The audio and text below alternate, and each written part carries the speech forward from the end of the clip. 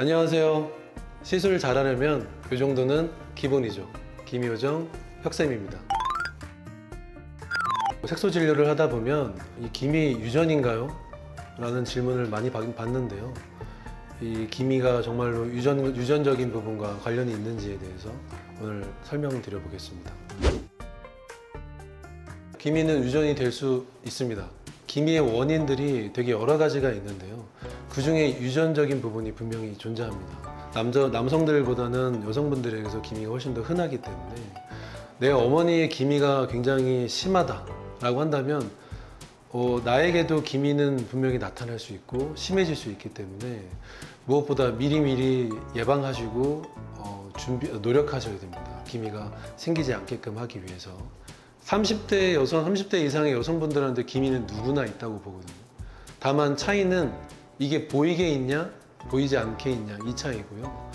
유전적인 부분이 강한 기미의 경우는 대부분 저는 난치성 기미로 봐요. 제가 지난 시간에 기미가 만들어지는 이유에 대해 설명드렸을 때 이제 멜라닌 세포의 활성도라는 부분을 제가 말씀을 드렸었는데요.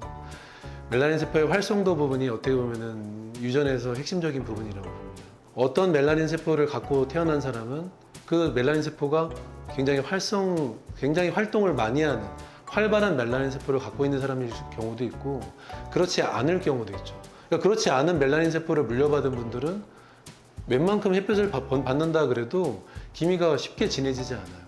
하지만 멜라닌 세포의 활성도가 굉장히 높은 유전자를 물려받았을 경우에는 사실 나는 좀 억울할 수 있어요. 햇볕을 많이 안 받았는데 이렇게 억울해 하시는 분들 굉장히 많거든요. 그러니까 그렇게 실제로 얼마 노출이 되지 않았는데도 불구하고 다른 사람에 비해서 기미가 많이 올라오는 분들도 있거든요. 이런 부분은 유전적인 부분이라고 볼 수 있겠죠.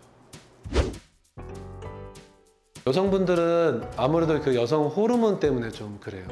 임신 출산을 거치면서 없던 색소가 생기고 있던 색소가 더 진해졌다고 오신 분들이 있으세요. 상당히 많아요. 여성 호르몬에 분명히 작용을 하는데요. 어떤 것들이 이제 지금 연구를 통해서 밝혀지고 있냐면 여성 호르몬이 아까 말씀드렸던 그런 자외선에 대한 멜라닌 세포의 활성도, 민감도를 높인다는 연구 논문이 많이 나오고 있어요.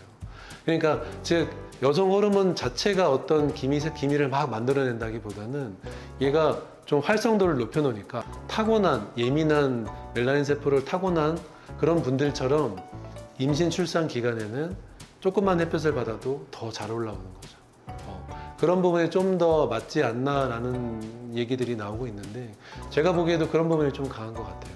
그래서 남성분들보다는 여성분들에서 좀 더 흔하다고 볼 수 있겠죠.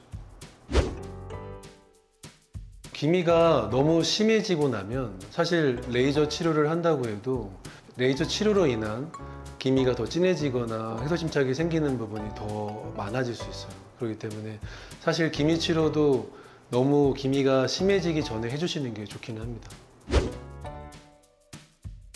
예방한다고 해서 안 생긴다고 볼 수는 없겠지만 그래도 좀 덜 생기게 하는 데는 분명한 역할을 한다고 봅니다. 나는 유전적으로 기미가 있을 것 같은데 걱정이신 분들은 남보다 더 꼼꼼하게 자외선 차단제 바르시고 더 여러 번 바르시고 또 햇볕 노출, 자외선 노출되는 부분을 굉장히 좀 내가 의식하면서 살아야 돼요. 예를 들어서 저희 같은 경우도 기미 치료를 쭉 하시다가 많이 좋아졌는데 갑자기 어느 날 오셨는데 확 진해져서 오신 분들이 있어요. 그럼 저는 무조건 물어봐요. 어디 갔다 오셨어요? 하면은 안타깝게도 제주도, 동남아 이런 데 갔다 오신 경우가 많아요. 놀러 갔는데 안에만 있지는 않을 테니까 돌아다니게 되고 선글라스도 끼고 선크림도 잘 발랐어요 하시지만 워낙에 강한 햇볕을 받게 되고 또 자외선 차단제 발라도 그게 유지 지속 시간이 얼마 안 되기 때문에 결국에는 그런 부분이 영향을 준다고 봐야죠. 몇 년 전에 저희 병원에 이제 기미 때문에 오셨던 남자분이 계셨었어요. 남성분인데도 기미가 굉장히 심해가지고 딱 뵙자마자 너무 놀랐던 기억이 있는데 낚시를 즐겨 하시던 분이었어요. 그러니까 낚시를 즐겨 하면서 색소가 올라오고 그게 점점 진해지고 심해진 거였는데 지금도 기억하지만 굉장히 심한 기미였어요.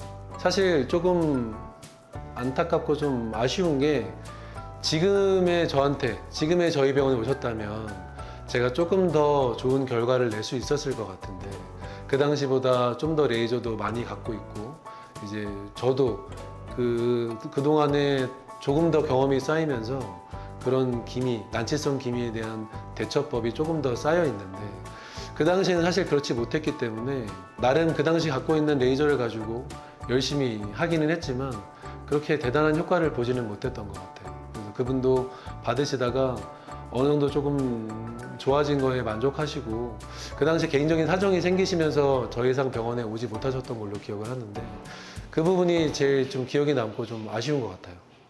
혹시 지금 이 영상을 그분께서 보고 계시다면 저희 병원으로 한번 오셨으면 좋겠어요.